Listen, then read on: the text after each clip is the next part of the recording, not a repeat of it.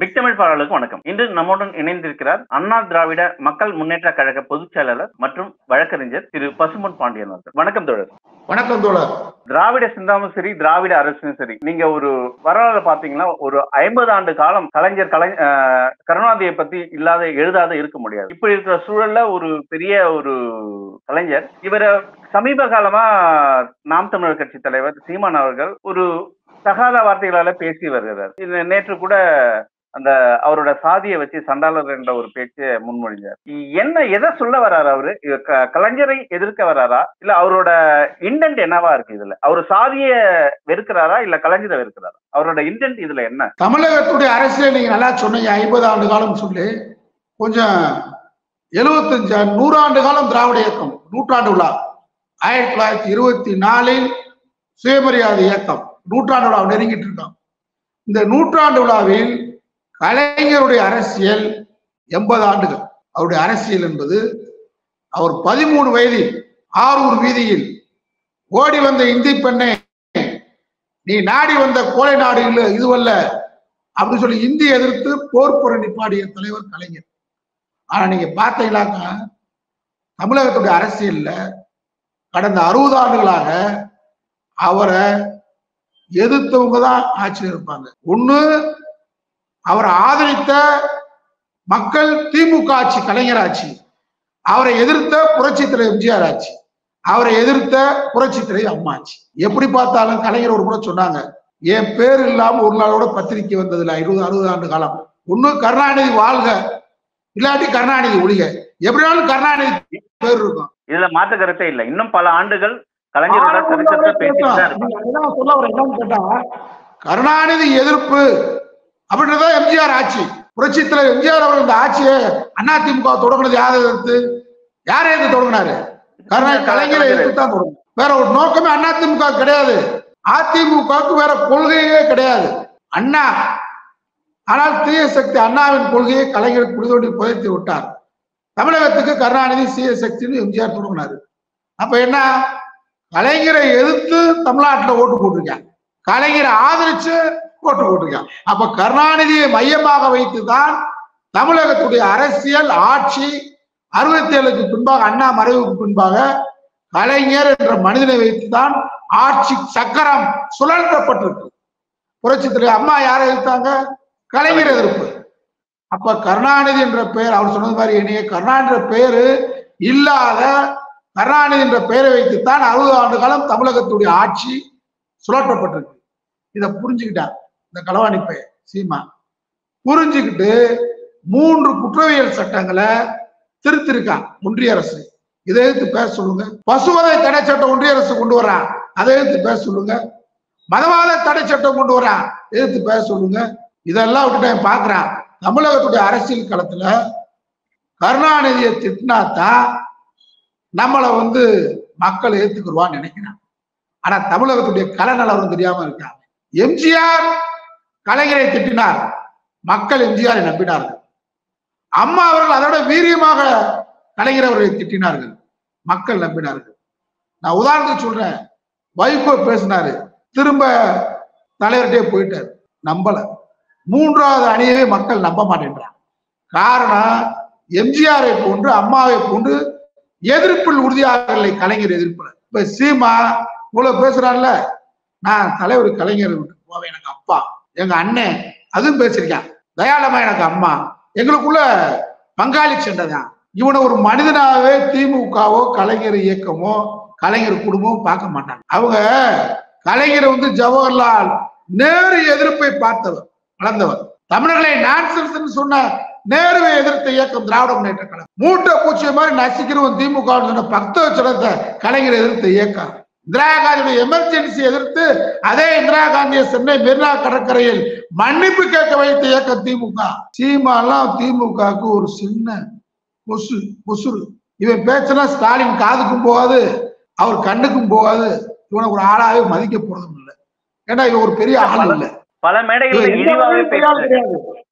இவன் பொய்யின் மொத்த உருவம். பொய்யை உற்பத்தி பண்றவன், பொய்யை இவனே தயார் பண்ணி இவனே உற்பத்தி பண்றவன். உதாரணத்துக்கு பாருங்க, சொல்றேன். கமலஹாசன் விழாவில் நான் பரமக்குடியில குரங்கு படல் போட்டு சலங்கை ஒளி படத்துக்கு போனேன். பரமக்குடியில அந்த படம் ரிலீஸ் ஆகல.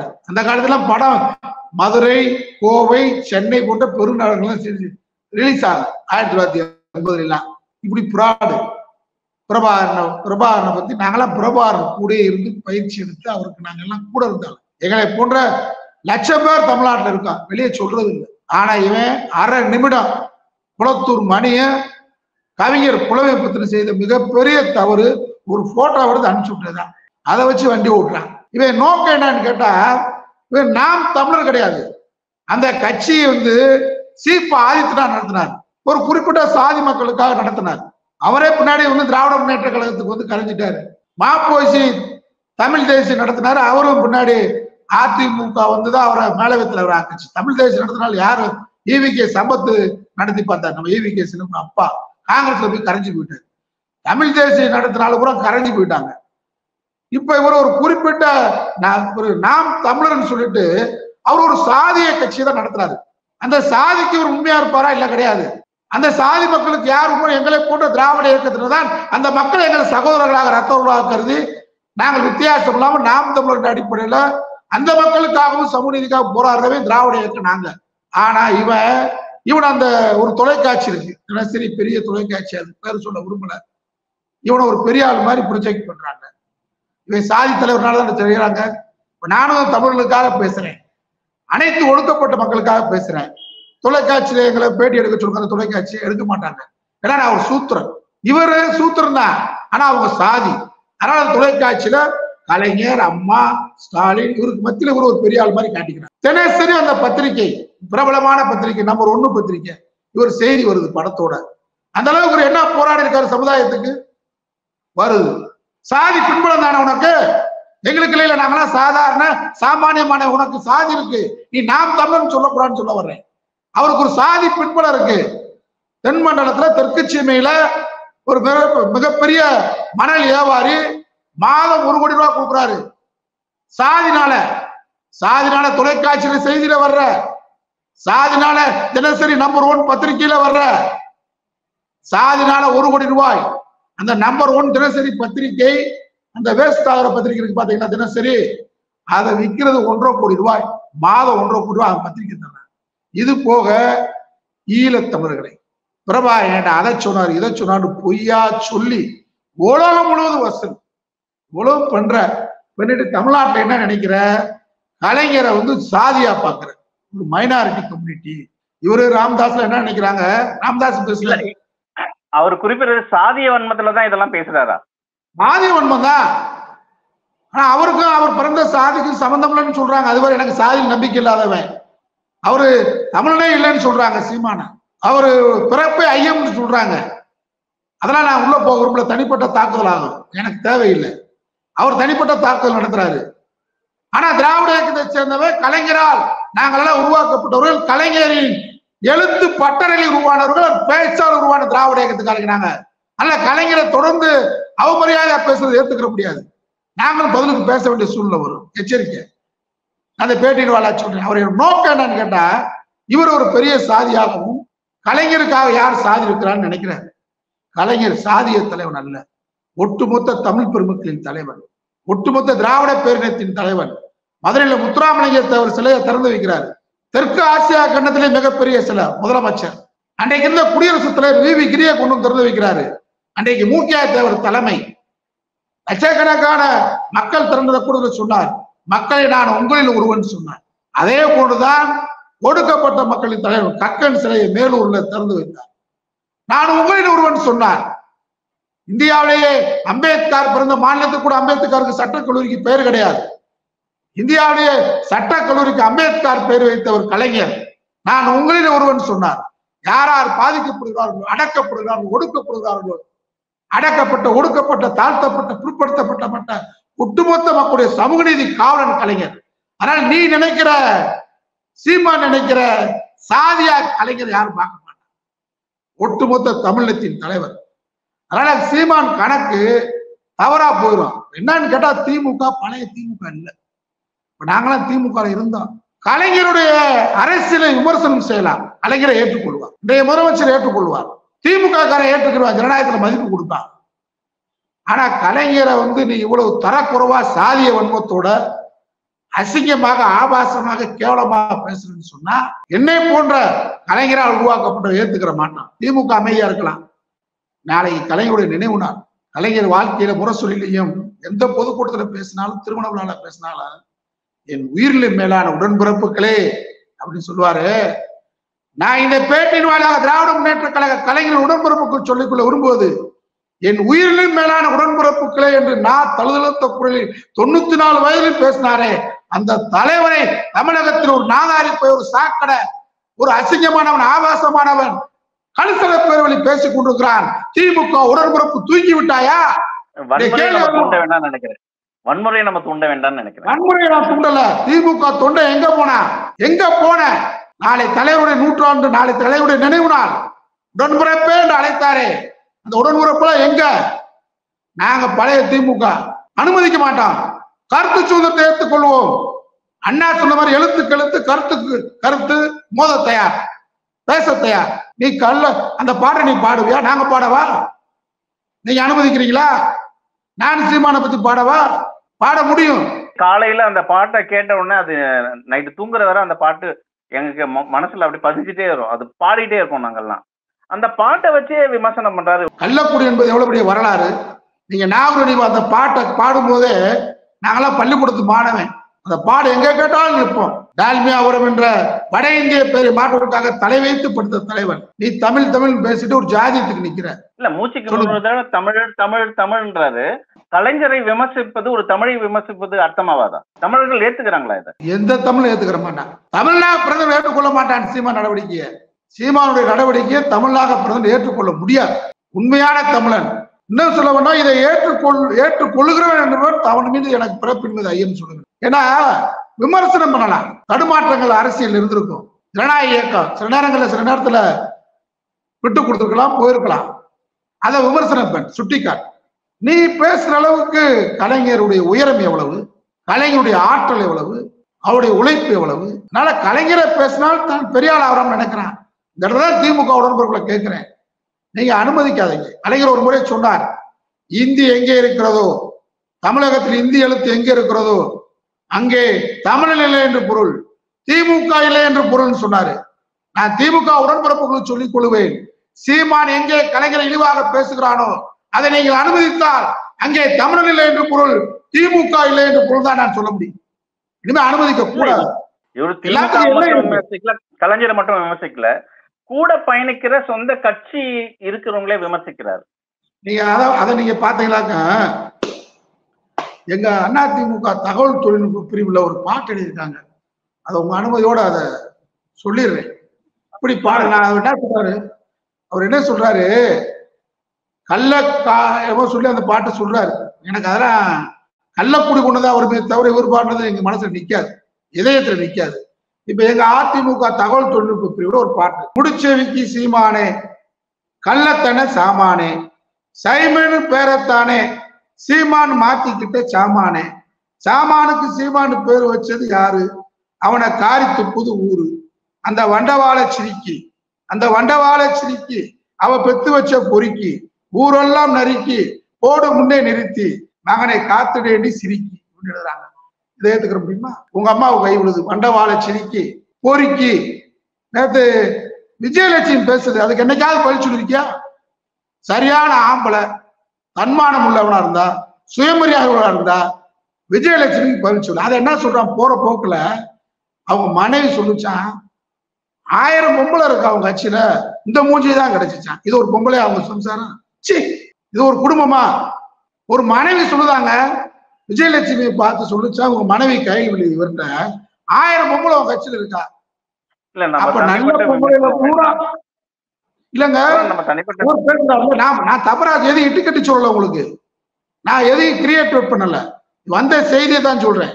அவங்க மனைவி கையில் விழி சொல்றாங்க, 1000 பெண்கள் இருக்கும்போது இந்த மூஞ்சிதான் கிடைச்சிச்சான்னு சொன்னா நீ ஒரு தலைவன், ஒரு குடும்பமா? தமிழ் பண்பாடாது ஒரு மனைவி சொல்லா? அப்போ உங்க கட்சியில பெண்கள் எப்படி உங்களை நம்பி வர்றாங்க? காளியம்மால பிசுறு அப்படின்னு சொல்றாரு, தண்ணிய போட்டு சொல்லியிருக்காரு. அது செய்தி வெளியே வந்துருச்சு அந்த ஆடியோ. ஆனா என்ன சொல்றாரு, இதை வந்து அவங்க நாம் தமிழர் கட்சியை சேர்ந்த அந்த ஒரு பொடிங்க என்ன சொன்னாங்க, இதை யாரோ வந்து தவறா ஃபேக்ட் பண்ணிருக்காங்க, தவறான இல்ல அவரு இன்னைக்கு ஆமா இது நான் தான் பேசினேன் உட்கட்சி இது உட்கட்சி உங்களுக்கு என்ன அப்படின்னு கேட்டிருக்காரு. உட்கட்சி அப்படின்னு கேட்டா அண்ணா சொல்லுவாரு, கணவன் மனைவி வீட்டுக்குள்ள அறைக்குள்ள சண்டை போட்டா யாரும் ஒண்ணும் செய்ய முடியாது. இல்ல இதை குறிப்பிட்டு இன்னொரு வார்த்தையும் பின்னாடி சொல்லியிருக்காரு, உங்களுக்கு காளியம்மாள் மேல என்ன கருசுன அப்படின்னு குறிப்பிட்டு இருக்காரு. ஆமா, அப்ப காளியம்மாள் வந்து நான் என்ன சொல்லிட்டு கேட்டா, காளியம்மாள நீ பிசுறுன்னு சொல்லு, ஃபிகர்ன்னு சொல்லு, மசருன்னு கூட சொல்லு, எங்களுக்கு நோ ஆட்சேபனை. நீங்க 2 பேரும் காளியம்மாள் நீயும் அறைக்குள்ள பேசியிருந்தது எங்களுக்கு தேவையில்லை. நாடு, இந்த நாடு தமிழ் கலாச்சாரத்தை பின்பற்றுகின்ற நாடு, பண்பாட்டை பின்பற்றுகின்ற நாடு, கோடான கோடி பெண்கள் வாழ்கின்ற நாடு. இந்த நாட்டில் பொது ஒழுக்கம் கிடக்கூடாது, அது எங்களுடைய அக்கறை. நாங்கள் பெரியாருடைய பெண் உரிமைகளை பேணி காக்கிறவர்கள். காளியம்மாள் ஒத்துக்கொண்டால் நீ ஃபிகர்ன்னு சொல்லு, மசருன்னு சொல்லு, உயிர்ன்னு சொல்லு, எங்களுக்கு ஆட்சேபனை இல்லை யாருக்கும். இதை நீ தண்ணியை போட்டுட்டு வெளியே விட்டுட்டு இப்ப என்ன சொல்ற, நான் மசருன்னு சொல்லுவேன், ஃபிகர்ன்னு சொல்லுவேன், சப்பர்ன்னு சொல்லுவேன், சூப்பர்ன்னு சொல்லுவேன், எல்லாம் சொல்லிக்க. ஆனா இது ஏன் வெளியே வந்தது? பொது வெளிக்கு பொது ஒழுக்கம் கிடக்கூடாது என்பதான் வேண்டுகோள். நீ எப்படி வேணாலும் பண்ணிக்க.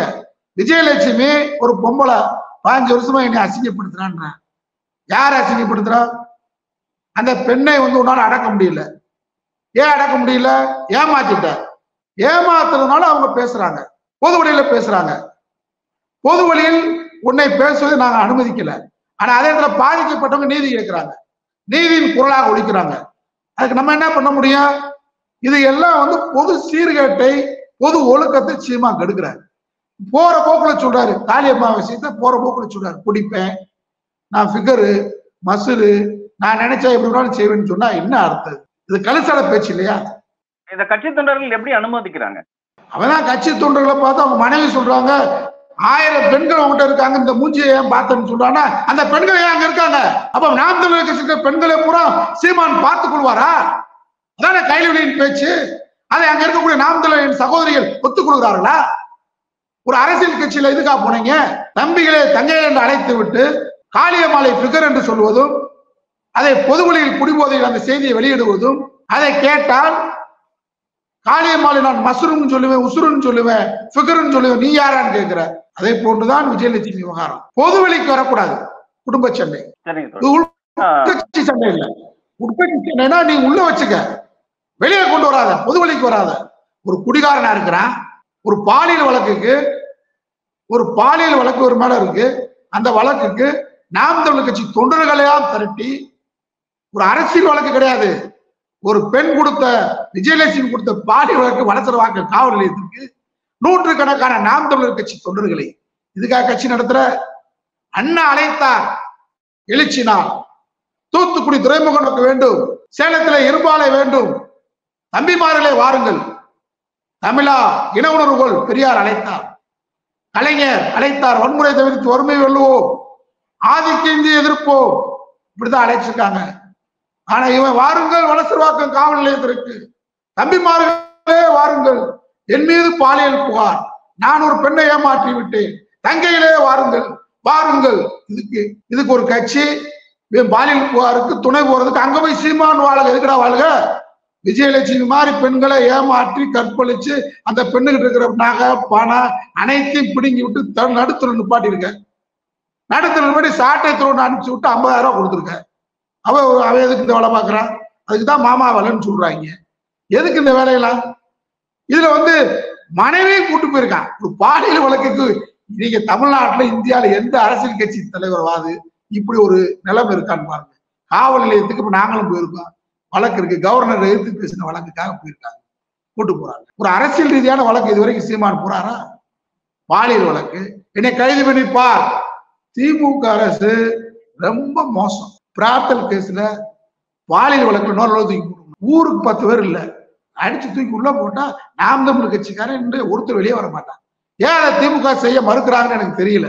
நான் வந்து பொய் வழக்கு போட சொல்லல. 2011 விஜயலட்சுமி கொடுத்த புகார் அப்படியே பெண்டிங்ல இருக்கு. அந்த அம்மாவுக்கு நீதி வேணாமா? நீதிக்காக அவனை தூக்கி உள்ள வைங்க. கலைஞரை பேசுவதற்காக அல்ல, உண்மையான மான ரோசம் உள்ள திமுக தொண்டை இனிமே பாத்துக்கிடுவான் சீமான. தமிழ்நாட்டுல சந்திப்பான். தெருவில் தீர்மான சந்திப்பதற்கு கலைஞரின் போர் படை தயாராகிவிட்டது என்று எச்சரிக்கையா சொல்றேன். இனிமே சீமா இந்த பாட்டை பாட்டு தமிழ்நாட்டுல எங்கேயும் தப்பிக்க முடியாது. ஒரே ஒரு கேள்வி தோழர், சீமான் எந்த சித்தாந்தத்துல பயணிக்கிறார்? அவர் பின்னாடி யாராவது தூண்டுதல் இருக்காங்களா? ஏன்னா ஒரு திராவிட கொள்கையை எதிர்க்கணும்னா அதிமுகவும் அவருக்கு கேள்வி கேட்கணும். ஆனா குறிப்பிட்டு திமுகவை மட்டுமே விமர்சனம் வைப்பது எதற்காக? நான் ஏற்கனவே உங்களுக்கு சொன்னேன், 2016 வரைக்கும் அதிமுக ஆட்சி இருந்துச்சு. எடப்பாடி பழனிசாமி முதலமைச்சர்.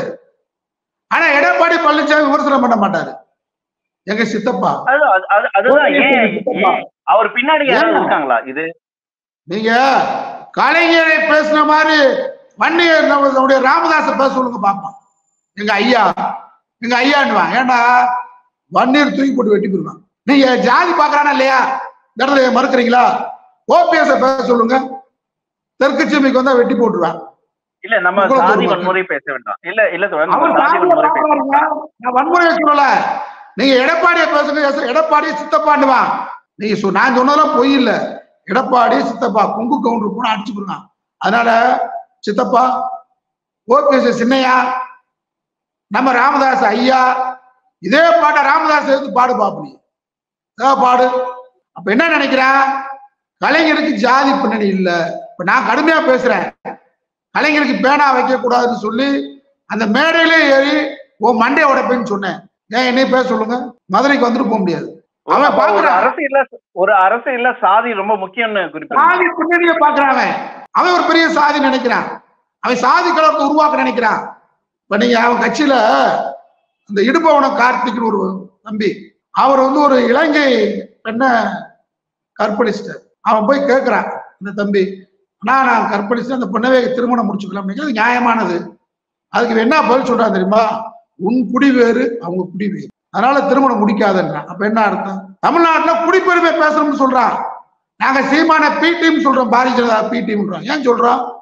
பாரதிய ஜனதா கட்சி என்பது தமிழகத்துல இந்தியாவுல RSS சித்தாந்தத்தை, வர்ணாசிரமத்தை, ஜாதிய வர்ணாசிரமத்தை போதிக்கக்கூடிய கட்சி, ஜாதி இருக்கவனு சொல்ற கட்சி, மதம் இருக்கவனு சொல்ற கட்சி. ஆனா இவன் என்ன சொல்றான்? குடிப்பெருமை பேச வேண்டும், சாதி பட்டம் போடுவோம். அவன் கட்சி இடும்பவன கார்த்திகை ஒரு நியாயமான தீர்ப்பு சொல்றான். நான் கற்பழிச்சுன்னு கல்யாணம் முடிக்கிறேன்றான். உன் குடி வர ஜாதி தானே, அதான் பி டீம். இவன் நோக்கம் சனாதனத்தை ஆதரிக்கிறார். நீங்க முன்னாடி திராவிட கழக மேடையில பேசும்போது விநாயகரை பத்தி பேசுறான். பழைய பேச்சுலாம் இருக்கு. விநாயகர் பார்வதி அழுக்கு உருண்டையால் பிள்ளையை பெற்று வச்சிருந்தா, 6 டன் அழுக்கா பார்வதிட்டு இருந்துச்சு, அப்படிலாம் பேசினவன் இப்ப விநாயகர், பெருமாள், முருகன், குறிஞ்சி நிலம், 5 நிலங்களில் இருக்கக்கூடிய கடவுளை வணங்குவோம். பாஜகவுடைய வேலை, பாஜக காசு வாங்குற கோடிக்கணக்கான ரூபாய் ஈழத்தமிழர்களை சொல்லி உலகம் முழுவதும் வசூல். இவன் எம்எல்ஏ ஆகணும், எம்பி ஆகணும் நோக்கம் இல்லை. சாதாரணமாக சாமானியமாக பிச்சை எடுத்துக்கிட்டு இருந்தவன் சென்னையில இன்னைக்கு ஈசிஆர்ல கோடிக்கணக்கான பங்களா, கொடைக்கானல்ல பங்களா, மதுரை பைபாஸ் ரோட்ல காம்ப்ளெக்ஸ். எங்க இருந்து இதான் நான் சொல்றேன்ல, பணம் பி டீம் பாஜக கொடுக்குது. பாஜக அண்ணாமலை கட்டி பிடிச்சாங்க பாத்தீங்களா? அண்மையில பாஜக திட்டங்களை எதிர்த்து என்றைக்காவது ஒன்றிய அரசு எதிர்த்து போராட்டம் நடத்திருக்காரா? எடப்பாடி எதிர்த்து நடத்திருக்காரா? திமுக. காரணம், கலைஞரை மைனாரிட்டி ஜாதியாக கருதுகிறார். அதைத்தான் திரும்ப திரும்ப சொல்றேன். அவர் சாதிக்கு அப்பாற்பட்ட தமிழக தலைவர். நாடு சரியான பாடத்தை சீமானுக்கு விரைவில் புகட்டும். திமுக தொண்டன் தூங்க மாட்டான். திமுக தொண்டன் எழுந்தால் சீமான் அந்த நாட்டை விட்டு ஓட வேண்டிய சூழ்நிலை வரும், எழுவான். பல கேள்விகளுக்கு பொறுமையா பதில் சொன்னீங்க. உங்கள் நேரத்தும் கருத்துக்கு மிக்க நன்றி. நன்றி.